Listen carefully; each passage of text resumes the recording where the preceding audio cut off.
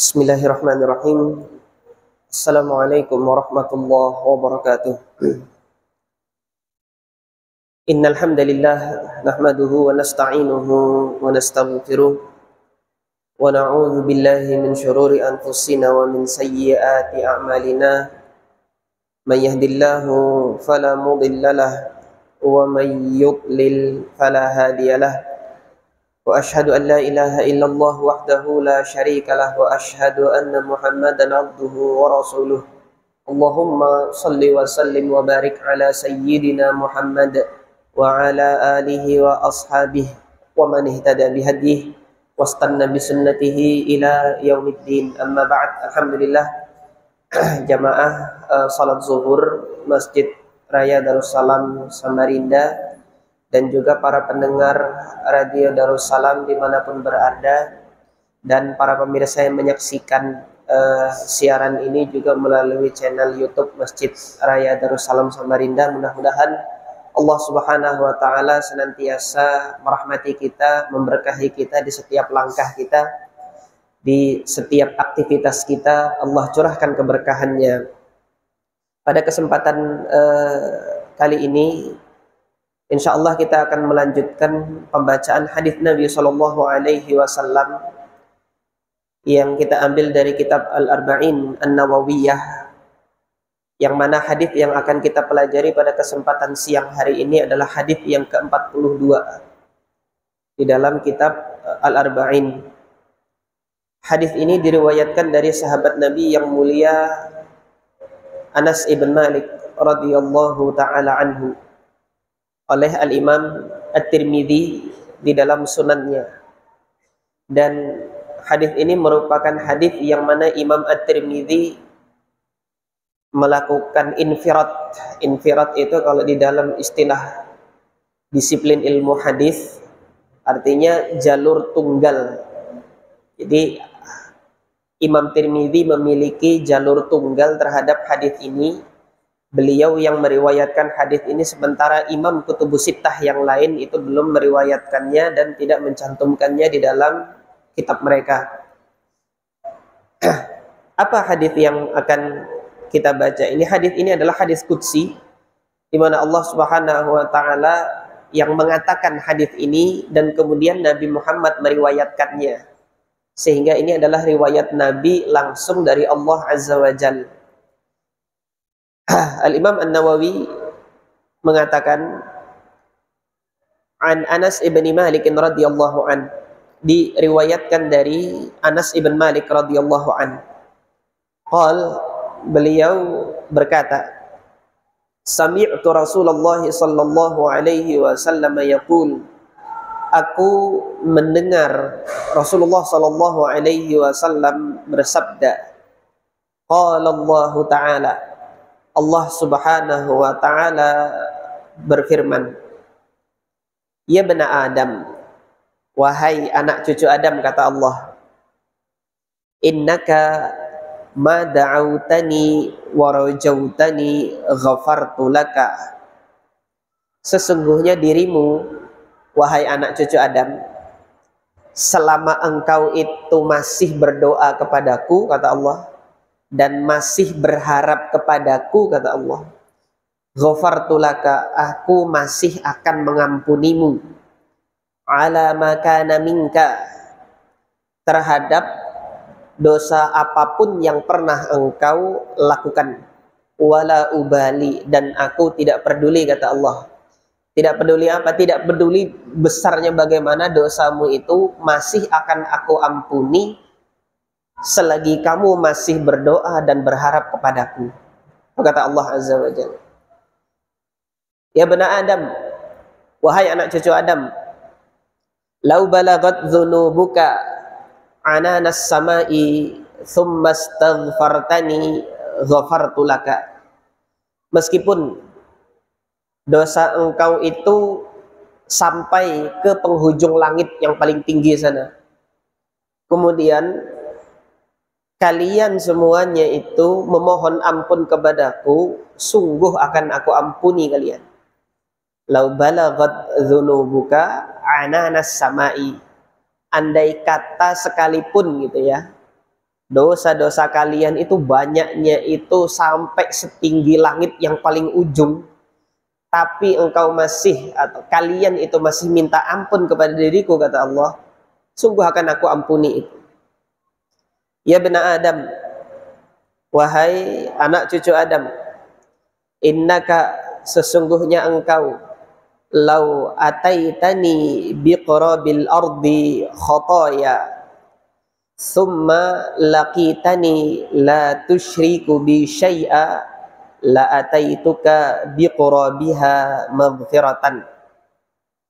Wahai anak cucu Adam, andai kata engkau itu datang kepadaku dengan seisi bumi ini berupa kesalahan dan dosa, artinya dosa kalian itu dihadapkan kepada Allah itu dengan seluruh isi bumi ini, tapi engkau mati dalam keadaan tidak menyekutukan diriku dengan suatu apapun, sungguh aku akan berikan kepada engkau itu seisi bumi juga berupa ampunan.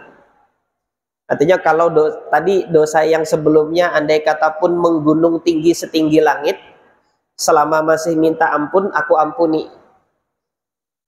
Nah, andai kata pun juga dosa kamu itu sebanyak isi perut bumi ini, kemudian datang kepada Allah Subhanahu wa Ta'ala dalam keadaan tidak menyekutukan Allah dengan suatu apapun, tidak percaya kepada dukun, tidak percaya kepada jimat, tidak menyembah kepada pohon, datang kepada Allah, artinya wafat dalam keadaan la ilaha illallah, tidak menyekutukan Allah dengan suatu apapun, sungguh aku akan berikan ampunanku itu sebesar isi perut bumi itu juga. Rawahu Tirmidzi, hadis diriwayatkan oleh al-Imam At-Tirmidzi, wa qala haditsun hasan, dan oleh al-Imam At-Tirmidzi dinilai bahwasanya hadis ini hasan. Hadis hasan ini adalah hadis yang layak untuk diterima, hanya saja perawinya itu tidak sekuat perawi-perawi hadis yang sahih. Jadi berbeda tingkatan dengan hadis yang sahih, tetapi masih diterima untuk diamalkan. Jamaah yang dirahmati oleh Allah Subhanahu wa Ta'ala, hadis ini menunjukkan betapa luasnya rahmat Allah serta ampunan Allah itu bagi hambanya. Hadis ini senada dengan kalam Allah Azza wa Jal yang Allah kalamkan di dalam Al-Quran surah Ali Imran, ketika Allah menyeru kepada orang-orang yang beriman, wasari'u ila maghfiratin min rabbikum wa jannatin 'arduhas samawati wal ard uiddat lil muttaqin. Bersegeralah kalian wahai orang-orang yang beriman itu kepada ampunan Allah. Bersegeralah untuk menggapai ampunan Allah. Ila maghfiratin min rabbikum, kata Allah. Wa jannatin, dan juga bersegeralah kepada surga. Arduha, yang mana luasnya surga itu as-samawati wal ard, luasnya itu sama seluas langit dan bumi. Arduhas samawati wal ard. Jadi di dalam ayat ini Allah Subhanahu wa Ta'ala mengabarkan kepada kita bahwasanya surga Allah itu luasnya seluas langit dan bumi. Nah, kemudian sebelumnya Allah sudah mengabarkan maghfirah Allah pun atau ampunan Allah pun itu luasnya seluas langit dan bumi. Jadi barang siapa yang dia berkecil hati dengan dosa-dosa yang ia miliki, atau dia menyangka dirinya tidak diampuni, enggak, itu adalah persangkaan yang salah. Akan tetapi Allah Subhanahu wa Ta'ala akan mengampuni dosa hambanya itu selagi hamba tersebut itu mau kembali kepada Allah dan tidak menyekutukan Allah dengan suatu apapun. Hal ini juga senada dengan hadis yang sahih yang Rasulullah SAW ceritakan tentang satu orang yang dia memiliki dosa pernah membunuh 99 nyawa. Maka di dalam hatinya itu terdetik keinginan untuk bertaubat, hanya saja dia tidak mengerti bagaimana cara bertaubat. Maka datanglah ia kepada seorang yang ahli ibadah. Ketika datang kepada ahli ibadah, menanyakan satu pertanyaan, aku telah melakukan banyak kesalahan, telah membunuh 99 nyawa. Apakah diriku ini akan diampuni oleh Allah Subhanahu wa ta'ala? Maka jawaban orang ahli ibadah tadi, yang mana dia tidak memiliki ilmu, dia mengatakan tidak bisa kamu diampuni. Sudah 99 orang kamu bunuh nyawanya, itu sudah terlalu besar dosa kamu itu, tidak diampuni oleh Allah. Maka kemudian si pembunuh tadi menggenapkan jumlah nyawa yang dibunuhnya itu menjadi 100 orang. Dicucuk, dibunuhlah sang ahli ibadah tadi yang menjawab tidak dengan ilmu tadi. Namun hati kecil si pembunuh tadi ini masih menginginkan bertaubat kepada Allah Azza wa Jalla.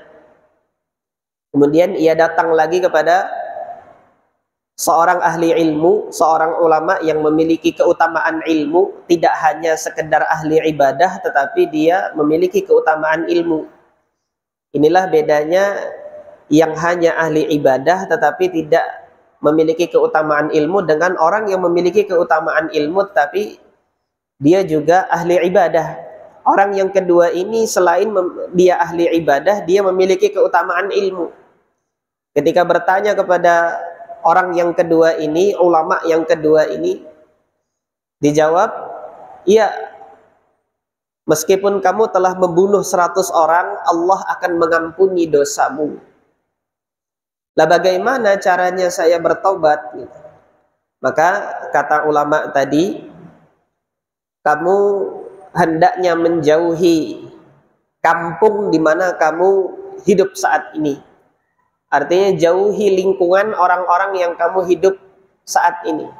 Karena negeri tersebut atau kampung tersebut di mana kamu hidup saat ini itu diisi oleh orang-orang ahli maksiat. Jauhilah orang-orang ahli maksiat itu. Maka ini salah satu di antara cara bertaubat adalah menjauhi lingkungan yang mengajak kepada maksiat kepada Allah Subhanahu wa ta'ala. Jauhi. Jalanlah kamu pergi menuju kepada kampung yang di ujung sana. Di kampung itu orang-orangnya taat kepada Allah, dia dekat kepada rumah Allah, menyembah Allah dan tidak menyekutukan Allah dengan suatu apapun. Datangi mereka. Dan kemudian hiduplah di sana, jalankan kewajiban kamu kepada Allah Subhanahu wa ta'ala di kampung tersebut. Maka si pembunuh tadi yang sudah membunuh 100 nyawa tadi berjalan. Di tengah perjalanan Allah takdirkan dia wafat, mati. Wafat di tengah jalan, maka Nabi SAW menyampaikan fakhtasama malakur rahmah wa malakul azab. Malaikat rahmat dan malaikat azab berbeda pendapat, berebut untuk memperebutkan orang ini tadi. Ini aku yang membawanya. Tetapi kemudian malaikat azab juga mengatakan ini aku yang membawanya. Kata malaikat rahmat apa? Orang ini sudah bertaubat, maka dia berhak atas rahmat Allah. Tetapi malaikat azab mengatakan tidak, dia telah membunuh 100 nyawa, maka dia berhak atas azab Allah Azza wa Jalla.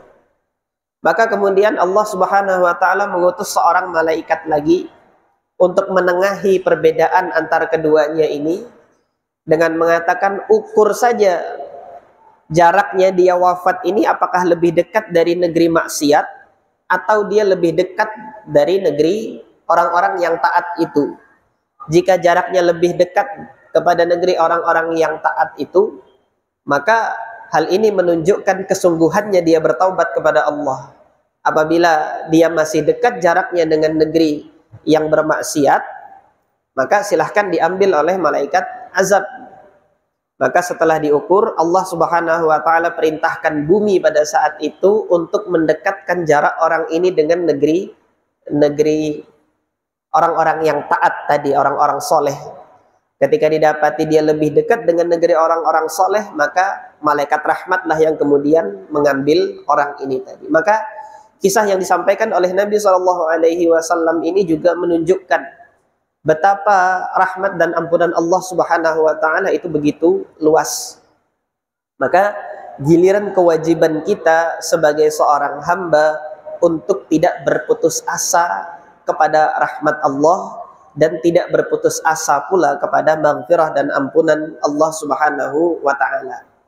Kaum muslimin yang dirahmati oleh Allah Subhanahu wa Ta'ala, berdasarkan hadis ini, apabila kita bertanya apa yang harus kita lakukan untuk mendapatkan ampunan Allah yang luas itu, bersegera kepada ampunan Allah yang luas itu, didasarkan pada hadis ini adalah yang pertama, tadi Allah mengatakan, ma da'autani, selama kamu masih berdoa kepadaku.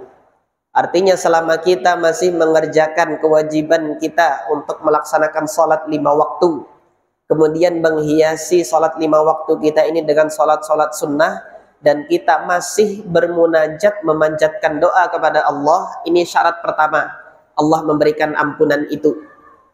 Kemudian yang kedua, warajautani, dan kamu masih berharap kepadaku. Inilah keutamaan orang yang dia tidak berputus asa kepada Allah, masih berharap kepada Allah, masih mengharap ampunan Allah Subhanahu wa Ta'ala. Ini adalah syarat yang kedua untuk mendapatkan ampunan dari Allah Subhanahu wa Ta'ala. Kemudian yang ketiga, yang terakhir tadi disebutkan di dalam hadis ini, summa laqitani la tusyriku bi syai'a. Kemudian kamu menghadap diriku dalam keadaan tidak menyekutukan diriku dengan suatu apapun. Ini syarat yang terakhir adalah tidak menyekutukan Allah dengan suatu apapun. Tidak menyekutukan Allah dengan dukun, tidak menyekutukan Allah dengan jimat, tidak menyekutukan Allah dengan makhluk apapun. Yang mana kita memintanya itu hanya kepada Allah Subhanahu wa Ta'ala dan tidak meminta kepada sesuatu apapun selain Allah Subhanahu wa Ta'ala. Maka inilah syarat yang terakhir, di mana Allah Subhanahu wa Ta'ala akan memberikan ampunan bagi hamba tersebut apabila hamba tersebut sungguh-sungguh memohon ampun kepada Allah Subhanahu wa Ta'ala. Jamaah yang dirahmati oleh Allah Subhanahu wa Ta'ala, mungkin sebagai penutup tausiah zuhur pada hari ini, Al-Imam Asy-Syafi'i rahimahullah itu punya syair yang sangat menggugah hati. Syair yang mana ketika syair ini dilantunkan di hadapan Imam Ahmad bin Hanbal, Imam Ahmad bin Hanbal menangis, yang menunjukkan kesungguhan dan besarnya harapan Imam Syafi'i kepada Allah Subhanahu wa Ta'ala. Imam Syafi'i mengatakan, ilaika ilahal khalqi arfa'u raghbati, kepada engkaulah ya Allah aku mengangkat segala keluh kesah yang ada pada diriku ini. Ilaika ilahal khalqi arfa'u raghbati wa in kuntu ya dzal manni wal judi mujrima, meskipun diriku ini ya Allah adalah seorang yang penuh dengan perbuatan-perbuatan buruk. Mujrim itu jarimah itu kesalahan, keburukan.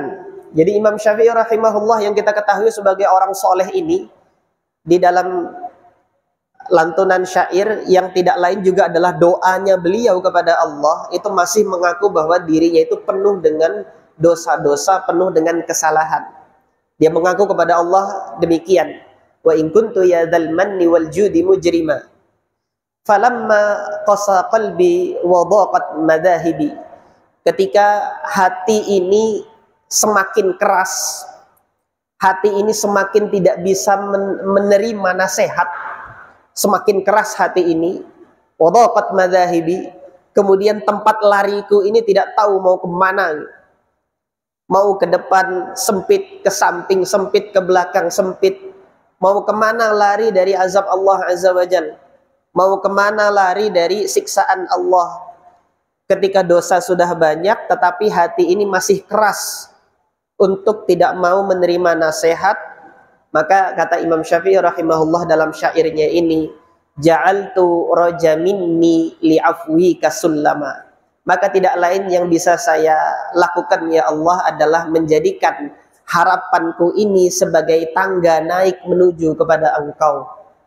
Maka ketika mendengar untayan syair ini, Imam Ahmad ibn Hanbal meneteskan air mata.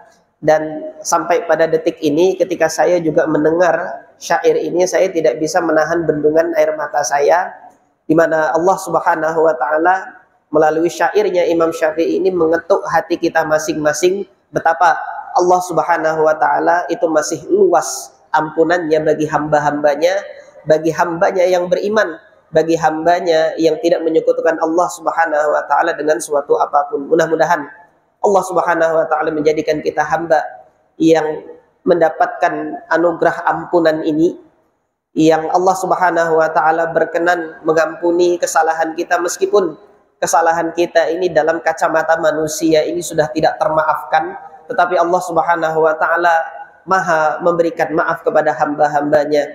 Kita akhiri tausiah siang hari ini dengan sama-sama bermunajat memohon ampunan kepada Allah Subhanahu wa taala. Al-Fatihah. A'udzubillahi minasyaitonir rajim. Bismillahirrahmanirrahim.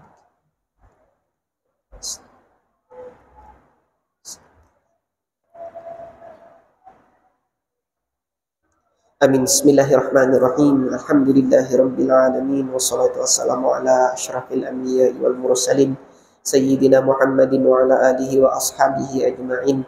La ilaha illallahul halimul karim. Subhanallahi rabbil arsyil azim. Subhanallahi rabbis samawati sab'i wa rabbil arsyil karim. Allahumma inna zalamna anfusana wa illam taghfir lana wa tarhamna lanakunanna minal khasirin. Faghfir lana maghfiratan min indika innaka antal ghafurur rahim. Allahumma inna zalamna anfusana wa illam taghfir lana wa tarhamna lanakunanna minal khasirin. Faghfir lana ya Allah maghfiratan min indika innaka antal ghafurur rahim. Allahumma inna zalamna anfusana wa illam taghfir lana wa tarhamna lanakunanna minal khasirin. Faghfir lana maghfiratan min indika innaka antal ghafurur rahim. Rabbana atina fid dunya hasanah wa fil akhirati hasanah wa qina adzaban nar. Wa sallallahu ala sayyidina Muhammadin wa ala alihi wa ashabihi ajma'in walhamdulillahi rabbil alamin.